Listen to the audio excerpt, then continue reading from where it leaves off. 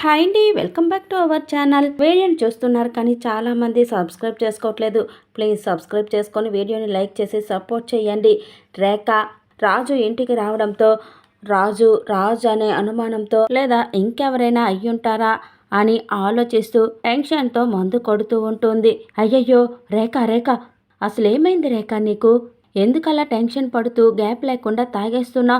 ఆ అబ్బాయి ఎవరో ఇంటికొచ్చి ఐశ్వర్యకి నెక్లెస్ ఇచ్చినప్పటి నుంచి నేను గమనిస్తూనే ఉన్నాను. నువ్వు చాలా కంగారు పడుతున్నావు. ఎన్నేళ్లలో నువ్వు ఇలా భయపడ్డం నేను ఎప్పుడూ చూడలేదు రేఖ. అసలు ఏం జరిగింది? ఆ అబ్బాయికి నీకు ఏంటి సంబంధం? చెప్పు రేఖ, ఆ అబ్బాయికి నీకు ఏంటి సంబంధం అంటూ భ్రమరాంబ అడుగుతూ ఉంటుంది. ఇంకా రేఖ కొన్నేళ్ల క్రితం చనిపోయాడు అనుకున్నవాడు కళ్ళ ముందుకొచ్చి నిలబడ్డాడు. భయపడకుండా ఎలా ఉండగలుగుతాను వదినా అని అంటూ ఉంటే, ఏం మాట్లాడుతున్నావు నువ్వు? చనిపోయినవాడు కళ్ళ ముందుకు రావడం ఏంటి అని బ్రహ్మ షాక్ అవుతూ ఉంటుంది. ఈ దొగ్గురల ఇంటికి వారసుడైన స్వరాజ్ని మా అమ్మ తన చేతులతో చంపడం నా కళ్ళతో చూశాను. కానీ ఇన్నేళ్ల తర్వాత మళ్ళీ అదే పోలికలతో ఒకడొచ్చి నా కళ్ళ ముందు నిలబడ్డాడు. అది నేను నమ్మలేకపోతున్నాను అని రేఖ టెన్షన్ పడుతూ ఉంటే, నేను నమ్మలేకపోతున్నాను. అసలు అది ఎలా జరుగుతుంది? రాజ్ పోలికలతో ఇంకొకడు ఎలా ఉంటాడు? పోనీ మనుషుల్ని పోలిన మనుషులు ప్రపంచంలో 7 ఉంటారని విన్నాను. కానీ ఏ సంబంధం లేకపోయినా అచ్చుగుద్దినట్టు ఉండరు కదా అని భ్రమరాంబ అంటూ ఉంటే, దానికి ఒకే ఒక్క అవకాశం ఉంది. రాజ్ మేనల్లుడు స్వరాజ్ అని రేఖ చెప్పడంతో, వాడు మాత్రం ఎలా తిరిగొస్తాడు? ఆ బాంబ్ బ్లాస్ట్లో వాడు చచ్చాడు కదా అని భ్రమరాంబ అంటుంది. ఒకవేళ చావకపోయినా ఎన్నేళ్లుగా ఎదురు చూస్తుందంతా బూడిదలో పోసిన పన్నీర్ అవుతుందా? మన చేతికి ఆస్తి రాదా? చెప్పు రేఖ అని భ్రమరాంబ అంటూ ఉంటే, వదినా ఇదంతా కేవలం నా ఊహ మాత్రమే. నిజంగా వచ్చినవాడు కేవలం రాజ్ పోలికలతో మాత్రమే ఉన్నాడా, లేకపోతే వాడు నిజంగా రాజ్ మేనల్లుడా అనేది మనం తేల్చుకోవాల్సి ఉంటుంది. ఒకవేళ అదే నిజమైతే ఇన్ని రోజులుగా వాడు ఎందుకు రాలేదు, ఎందుకు దూరంగా ఉన్నాడు అని రేఖ ఆలోచిస్తూ ఉంటుంది. రేఖ, వాడు అలా రాలేదంటే వాడు నువ్వు అనుకుంటున్నవాడు కాదేమో అని భ్రమరాంబ అంటుంది. అలానే కొట్టి పారేయలేం వదిన. 20 ఏళ్ల మన నిరీక్షణ ఏ చిన్న తప్పు జరగడానికి కూడా వీల్లేదు. వాడు ఎవడు, అసలు ఎక్కడుంటాడు, వాడు పుట్టినప్పటి నుంచి ఏమేం చేశాడన్న వివరాలన్నీ తెలుసుకోవాలి. అప్పుడు కానీ నేను ప్రశాంతంగా ఉండలేను అంటూ రేఖ చాలా టెన్షన్ పడుతూ ఉంటుంది. మరోవైపు రాజు నిద్రపోతూ ఉంటాడు. మళ్ళీ వ్యాన్ బ్లాస్ట్ అవ్వడం, మంటలు రావడం, అదే కళ్ళు రావడంతో అమ్మ అంటూ ఉలిక్కిపడి లేచి టెన్షన్ పడుతూ ఉంటాడు. అక్కడే చలపతి లక్ష్మి ఉన్నా సరే పట్టించుకోరు. నేను ఇంత గట్టిగా అరిచినా ఎవరు పట్టించుకోరేంటి అని రాజు అంటూ ఉంటే, పట్టించుకున్నంత మాత్రాన్ని కళ్ళు రావడం ఆగిపోతాయా ఏంటి అని చలపతి అంటాడు.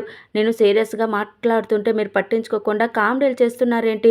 అసలు నేనంటే ఎవరికి ఇంట్లో ప్రేమ లేకుండా పోయింది అని రాజు అంటూ ఉంటే, రే నువ్వు వచ్చే ఫ్యాంటసీ కళ్ళకి మాకు ఏమైనా సంబంధం ఉందా?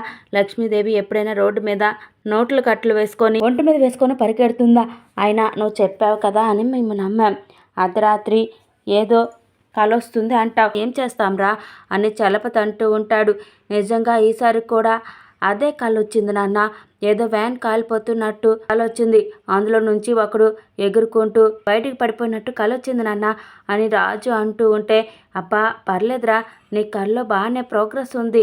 ఇప్పటి వరకు ఓన్లీ మంటలే కనిపించేవి అనేవాడివి, ఇప్పుడు అందులో ఒకడు పడ్డాడన్నమాట అని చలపతి అంటూ ఉంటే, చిచి నా కళ్ళ గురించి మీకు చెప్పడమే తొండుగా అంటూ రాజు వెళ్ళిపోతాడు. అబ్బో పెద్ద రవివర్మ పెయింటింగ్స్ మరి గుర్తుపెట్టుకొని మరి ఆస్వాదించడానికి అని చలపతి అంటూ ఉంటే, ఏవండి వాడిని చూస్తుంటే నాకేదో అనుమానంగా ఉందండి. ఒకే కళ ఒక వారంలో 3 సార్లు రావడం మామూలు విషయం కాదండి అని లక్ష్మి అంటుంది. అది నాకు అర్థమవుతుంది. వాడి చిన్నప్పటి విషయాలేవో వాడికి గుర్తొస్తున్నాయి అనుకుంటా. అవేంటో పూర్తిగా తెలుసుకోకుండా మనం కూడా చేయగలిగింది ఏం లేదు కదా అని చలపతి అంటాడు. మనం ఏం చేయగలం అన్న విషయం పక్కన పెట్టండి. వాడు చిన్నప్పుడు శ్రీశైలంలో దొరికిన విషయం దాచిపెట్టేమైనా తప్పు చేస్తున్నామా? అప్పుడంటే వాడు చిన్నపిల్లాడు, భయపడుతున్నాడని ఊరుకున్నాం. కానీ ఇప్పుడు పెద్దవాడయ్యాడు. అయినా సరే మనం ఆ విషయాన్ని దాచిపెడుతున్నామంటే నాకేదోలా ఉందండి. మనం చేస్తున్న ఈ పని వల్ల వాడికి సంబంధించిన వాళ్ళకి వాడు దూరం అవుతున్నాడా అనిపిస్తుందండి అని లక్ష్మి అంటుంది. లక్ష్మి, నీలాగే నేను చాలాసార్లు ఆలోచించాను. నువ్వన్నట్టు వాడి అమ్మ నాన్నలు బ్రతికుంటే మనం తప్పు చేసిన వాళ్ళం అవుతాం. ఒకవేళ వాళ్ళు చనిపోయి ఉంటే వీడికి నిజం చెప్తే వాళ్ళని వెతుక్కుంటూ వెళ్తాడు. వాళ్ళు చనిపోయారని తెలిస్తే ఆ బాధను వీడు జీవితాంతం మొయ్యాలి లక్ష్మి. మనం వాడి కన్న వాళ్ళం కాకపోవచ్చు కానీ పెంచిన వాళ్ళమే కదా. వాడు బాధపడుతుంటే చూస్తూ ఎలా ఊరుకుంటాం చెప్పు అని చలపతంటాడు. ఏవండి, ఎంత ప్రేమ పెట్టుకొని ఎప్పుడు వాడిపైన అరుస్తూనే ఉంటారేంటండి అని లక్ష్మి అంటుంది. నా ప్రేమ ఎప్పుడు మా గొడవలోనే ఉంది లక్ష్మి. వాడేమో పిచ్చి పనులు చేయడం, వాడిని నేను తిట్టడం, ఇలా జరగకపోతే మా జీవితాలు నడవేమో అని చలపతి అంటూ ఉంటే మన సంగతి ఏమో కానీ నాకు తెలిసి వాడికి సంబంధించిన వాళ్ళు ఎవరో ఒకరు ఉంటారనిపిస్తుందండి. ఏదో ఒకరోజు వాడిని వెతుక్కుంటూ వస్తారేమో అని నా మనసు చెప్తుందండి అని లక్ష్మి అంటూ ఉంటుంది. ఇంకా ఇంతలో రేఖ రాజు ఇంటిని వెతకమని ఒక అతనికి చెప్తుంది. నమస్తే మేడం, మీరు చెప్పిన ఆ రాజుగారి ఇల్లు ఇదే మేడం అని అతను చూపించడంతో ఇంకా రాజు బయటికి వచ్చి, నాన్న నీకెన్నిసార్లు చెప్పాను మొక్కలకి నీళ్లు పోసేటప్పుడు చూసిపోయమని, చూడు నా బైక్ ఎలా పాడైపోయిందో అంటూ అరుస్తూ ఉంటాడు. ఇప్పుడేమైందిరా, ఎందుకలా అరుస్తున్నా అని చలపతి అంటూ ఉంటాడు. అయితే రేఖ వాళ్ళని చూస్తూ ఉంటుంది. నీ వల్ల కానీ నీ బైక్ వల్ల కానీ నాకేమైనా ప్రయోజనం ఉందా? అలాంటప్పుడు దేని గురించి ఎందుకు పట్టించుకోవాలరా అని చలపతి అంటూ ఉంటే, ఊరుకోండి, కొడుకు అన్నాక ఖర్చులు, బిజినెస్ అన్నాక అప్పులు రాకుండా ఉంటాయా ఏంటి అని లక్ష్మి అంటుంది. వీడి దయ వల్ల ఖర్చులు అప్పులే మిగిలాయి అని చలపతి అంటాడు. చూడు, నువ్వు నా మనిషివని వాళ్ళకి అనుమానం రాకూడదు. వాళ్ళకి ఆ రాజుగాడికి సంబంధం ఏంటి? ఆ రాజు నిజంగానే వాళ్ళకు పుట్టిన కొడుక? అసలు వీళ్ళు ఎప్పటి నుంచి ఉంటున్నారు? ఈ డీటెయిల్స్ మొత్తం కనుక్కోవాలి. ఫోన్ ఆన్ చేసి పెట్టుకొని లైన్లోనే ఉండు. వాళ్ళు మాట్లాడే ప్రతి మాట నేను వినాలి అంటూ రేఖ అతనికి ఫోన్ ఇచ్చి పంపిస్తుంది. ఇంకా రేఖ మనిషి చలపతి వాళ్ళ దగ్గరికి వచ్చి, ఎక్స్క్యూజ్ మీ సార్, నా పేరు ధర్మయ్య అని అంటూ ఉంటే, ధర్మం చెయ్యాలా బాబు అని రాజు అంటాడు. చేతులు ఖాళీగా లేవు బాబు, వెళ్ళిరా అని లక్ష్మి అంటుంది. చాలే ఊరుకోండి, ముస్టోడు ఎవరైనా ఇన్సెట్ వేసుకొని చేతిలో బుక్కు పట్టుకొని వస్తారా? ఏ గుడికో బడుకో చందా కోసం వచ్చుంటాడు పాపం అని చలపతి అంటూ ఉంటే, సార్ నేను ఏ రకంగానూ అడుక్కోవడానికి రాలేదు సార్, మీ గురించి తెలుసుకోవడానికి వచ్చాను సార్ అని అతను అంటూ ఉంటే, తెలుసుకొని ఏం చేస్తావయ్యా అని రాజు అంటాడు. బుక్లో రాసుకుంటాను సార్, జనాభా లెక్కల్లో మీ పేరు వస్తుంది అని రేఖ మనిషి అంటూ ఉంటే, ఏంటి నువ్వు జనాభా లెక్కల కోసం వచ్చావా? ముందు ఆ విషయం చెప్పాలి కదయ్యా అని చలపతి అంటూ ఉంటాడు. చెప్పే అవకాశం ఎక్కడిచ్చారు? మీలో మీరే మాట్లాడుకుంటూ ఉన్నారు, వివరాలు చెప్పండి సార్ అని రేఖ మనిషి అడుగుతూ ఉంటే, నా పేరు చలపతి, చిన్న ఆఫీసులో గుమస్తా ఉద్యోగం చేస్తున్నాను. ఈవిడ నా భార్య లక్ష్మి అని చలపతి చెప్తూ ఉంటే, ఈ ఇంట్లో గుమస్తాగా పనిచేస్తున్నాను వితౌట్ శాలరీ అని లక్ష్మి అంటూ ఉంటుంది. ఇంకా రాజు ఏళ్ళు వేస్తూ, అమ్మ సూపర్గా చెప్పావమ్మా అని అంటూ ఉంటే, మరి ఈ అబ్బాయి ఎవరు సార్ అని రేఖ మనిషి అడగడంతో, ఎక్కడో దొరికితే అద్దెకు తెచ్చుకున్నా అని చలపతి చెప్పడంతో రేఖ మనిషి రాజు షాక్ అవుతూ ఉంటారు. లేకపోతే అదేం ప్రశ్న అయ్యా, పక్కింటి వాళ్ళను ఎదురింటి వాళ్ళను తీసుకొచ్చి నా కొంపలో ఎందుకు పెట్టుకుంటాను? వాడు నా కన్న కొడుకు, ఎదుగో నా కష్టార్జితం అని చలపతి అంటూ ఉంటే, ఇందాక అప్పులన్నా అని రాజు అంటూ ఉంటాడు.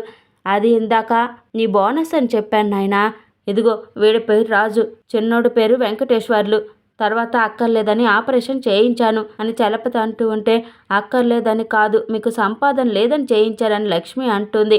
చెప్పవే, ఇంకా చెప్పవే, ఇంటి ముందు కారు లేదు, బ్యాంకులో బ్యాలెన్స్ లేదు, మొత్తం అన్నీ చెప్పేవే సంసారం గురించి అని చలపతి అంటూ ఉంటే, సార్ అందరితో ఇలా సున్నం పెట్టుకుంటారేంటి సార్ అని రేఖ మనిషి అడుగుతూ ఉంటాడు. సున్నం కాకపోతే అన్నం పెట్టుకుంటాను, నీకెందుకయ్యా, వచ్చిన పని చూసుకోపో అని చలపతి అంటూ ఉంటాడు. ఇక్కడ ఎన్నేళ్ళుగా ఉంటున్నారో అడుగు అని రేఖ చెప్పడంతో ఇంకా రేఖ మనిషి అడుగుతాడు, నేను కొన్నప్పటి నుంచి ఈ కొంపలోనే ఉంటున్నాను నాయనా అని చలపతి చెప్తూ ఉంటాడు. మరి మీ నాన్నగారు అని అడుగుతూ ఉంటే, మా నాన్నగారు మా తాతగారు అందరూ కూడా ఇక్కడే పుట్టి ఇక్కడే పెరిగారు. ఏమయ్యా, నువ్వు జనాభా లెక్కల గురించి వచ్చావా, పురావస్తు సేకరాల గురించి వచ్చావా? పురాతన వస్తువులన్నిటి గురించి నీకెందుకయ్యా, బతికున్న వాళ్ళు కళ్ళ ముందు కనిపిస్తున్నారు కదా, అది రాసుకొని నువ్వు వెళ్ళిపో అని చలపతి అంటాడు. రాజు బంధువుల గురించి అడుగు అని రేఖ చెప్పడంతో, ఆఖరి ప్రశ్న సార్, రాజుకి దూర బంధువులు కానీ చుట్టాలు కానీ ఎవరైనా ఉన్నారా అని అడుగుతూ ఉంటే, ఇదేం వెదవ ప్రశ్న అయ్యా, వాడికి బంధువులైతే నాకు బంధువులు అవుతారు కదా, అయినా కష్టాలు వస్తే పారిపోయే బంధువులంటే చెడ్డ చిరాకు నాకు, అందుకే ఎవరిని దగ్గరికి రానివ్వం అని చలపతి అంటాడు. నీ పిసినారు బుద్ధులు చూసి ఏ చుట్టము దగ్గరికి రాడలే, అమ్మ దోశలే అంటూ రాజు లోపలికి వెళ్ళిపోతాడు. ఇంకా నువ్వేం చూస్తున్నావయ్యా, రాసుకోవడం అయిపోయిందిగా తగలాడు అంటూ చలపతి అతన్ని అక్కడి నుంచి పంపించేస్తాడు. వీళ్ళు చెప్పిన దాన్ని బట్టి చూస్తే ఈ రాజుగాడికి ఆ దుగ్గిరాల ఇంటికి ఎలాంటి సంబంధం లేదు. అనవసరంగా నేనే భయపడ్డాను. అయినా వీడికి ఆ స్వరాజ్కి నక్కకి నాగలోకానికి ఉన్నంత తేడా ఉంది అనుకుంటూ రేఖ అక్కడి నుంచి వెళ్ళిపోతుంది. మరోవైపు ఐశ్వర్య ఎప్పటికిప్పుడు 10 లక్షలంటే ఎక్కడి నుంచి తీసుకురావాలి అని టెన్షన్ పడుతూ ఉంటే ఇంకా ఇంతలో రాకేష్ ఫోన్ చేసి డబ్బుల గురించి అడుగుతూ ఉంటాడు. చూడు, డబ్బులు తీసుకున్నప్పుడు బాగానే తీసుకున్నావు, ఇప్పుడు ఫోన్ ఎత్తడానికి ఆలోచిస్తున్నావా? నా డబ్బులు ఎక్కడ అని రాకేష్ అంటూ ఉంటే, నీ డబ్బుల కోసమే ఆలోచిస్తున్నాను. నేను నీకు డబ్బులు ఇవ్వాలనే నా నెక్లెస్ తాకట్టు పెట్టుకోవడానికి గోల్డ్ షాప్కి వెళ్ళాను.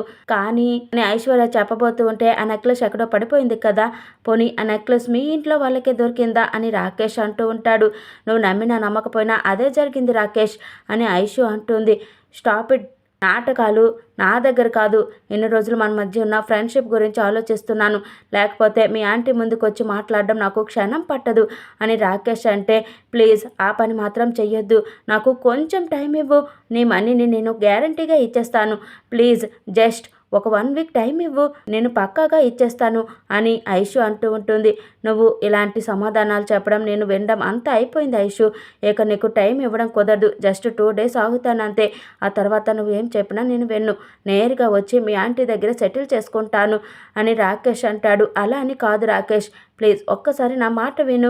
అంత మనీ ఒకేసారి అంటే నాకు చాలా కష్టం అవుతుంది. ఇంకొంచెం టైం ఇవ్వు అని ఐషు మాట్లాడుతుంటే రాకేష్ కాల్ కట్ చేసేస్తాడు. ఇంకా ఇందు ఐషు మాటలు విని చూస్తూ ఉంటే, అసలు నీకు కామన్ సెన్స్ ఉందా? అలా సైలెంట్గా వచ్చి భయపడతావేంటి అంటూ ఐషు చాలా కంగారు పడుతూ ఉంటుంది. అయినా నన్ను అడగకుండా నా రూమ్లోకి ఎందుకు వచ్చావు? నీకేం పని అని టెన్షన్ అవుతూ ఉంటే, అసలు నువ్వేం చేస్తున్నావు ఐషు అని ఇందు అడుగుతూ ఉంటుంది. అంటే అది ఆ రాకేష్ ఫోన్లో అని ఐషు టెన్షన్ పడుతూ ఉంటే, నేను అడుగుతుంది నువ్వు ఫోన్లో ఎవరితో మాట్లాడుతున్నావని కాదు, నువ్వు చేస్తున్న దాని గురించి అడుగుతున్నాను అని ఇందు అడుగుతూ ఉంటే, నేనేం చేశాను అని ఐషు అంటుంది. ఏం చేశానని అంత తేలిగ్గా అడుగుతున్నావేంటి ఐషు? నీ ఇంట్లో నువ్వు దొంగతనం చేయాల్సిన అవసరం ఏమొచ్చింది? పోనీ ఒకవేళ తీసుకుంటే అది నేనే తీసుకున్నానని రేఖ ఆంటీకి చెప్పేంత ధైర్యం కూడా నువ్వు చేయలేకపోయావంటే నువ్వేదో తప్పు చేసావన్నట్టే కదా అర్థం. అసలు ఏం చేస్తున్నావు నువ్వు? ఆ రాకేష్ ఎవడు? అతనికి నువ్వు డబ్బులు ఎందుకు ఇవ్వాలి? ఆల్రెడీ రేఖ ఆంటీ నీకు అవసరానికి మించి డబ్బులు ఇస్తూనే ఉంది. నువ్వు కూడా వెచ్చలవిడిగా ఖర్చు పెడుతూనే ఉన్నావు.